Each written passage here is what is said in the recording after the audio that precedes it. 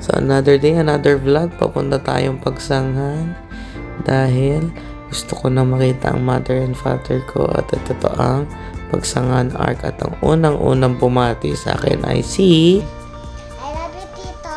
You are the best.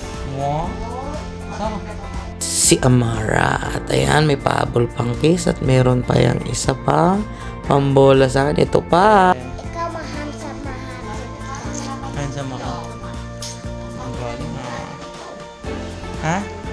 At yun nga, rinig mo yung background. Si mama nagsasalita at ito yung baby namin dito, si Sedi. Minsan lang makita.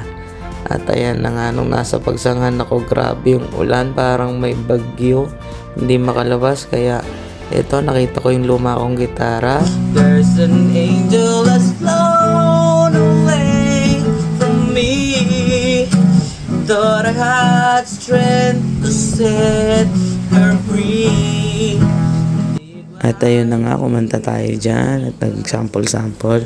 At yung pala, meron pang late birthday celebration with my pamangkin and my family. Ayan, makakanta sila Chana dyan, si Amara.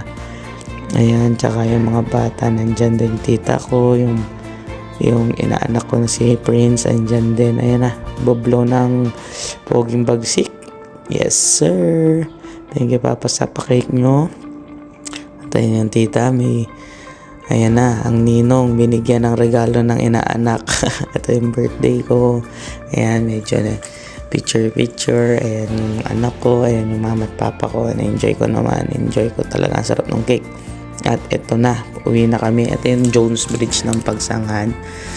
Pinaganda nila talaga. Maganda rin yung lights. Na-enjoy namin yung view. Ito, pauwi na kami ng Makati niyan. At yung nasa left side, nakikita nyo ba yun, yung may ilaw? Yan naman yung munisipyo.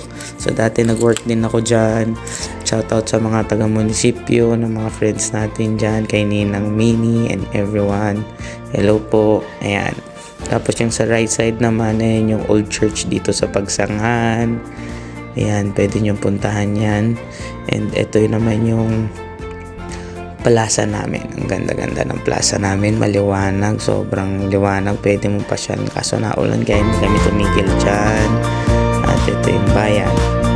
Papunta naman tayo sa Old Arcolet. Yan yung dinaanan natin kanina. Ngayon gabi na. So may ilaw na siya.